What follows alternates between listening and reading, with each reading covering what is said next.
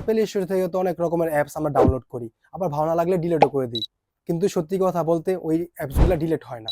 এবং আপনি খেয়াল করবেন আপনার মোবাইলটা হ্যাং করে, আপনার মোবাইলটি ঠিক আগের মতো কাজ করে না। সো চলুন আপনাদেরকে দেখাবো ওই গোপন অ্যাপসগুলো আপনারা কিভাবে একসাথে রিমুভ করে দিবেন। সো ভিডিওটি স্কিপ না করে সম্পূর্ণ ভিডিওটি দেখতে থাকুন। সো হে গাইস, প্রথমে আপনার প্লে স্টোরটি ওপেন করতে হবে। তারপর দেখুন কর্নারে দেয়া আইকনে এখানে ক্লিক করুন। নিচে লেখা ম্যানেজ অ্যাপ অ্যান্ড ডিভাইস, এখানে ক্লিক করুন। ম্যানেজে ক্লিক করুন। তারপর দেখুন ইনস্টলেড, এখানে ক্লিক করুন। নট ইনস্টলেড এটা সিলেক্ট করুন। তারপর দেখুন এখানেই সেই সমস্ত অ্যাপগুলা, যে এইরকম করে সমস্ত অ্যাপগুলা সিলেক্ট করে উপরে ডিলিট ফাংশন লেখা আছে ওখানে ক্লিক করে সমস্ত অ্যাপগুলাকে একসাথে রিমুভ করে দিবেন। সো আশা করি আজকে থেকে আপনার মোবাইল আর কখনো হ্যাং করবে না। তো আশা করছি ভিডিওটি আপনাদের অনেক উপকারে এসেছে।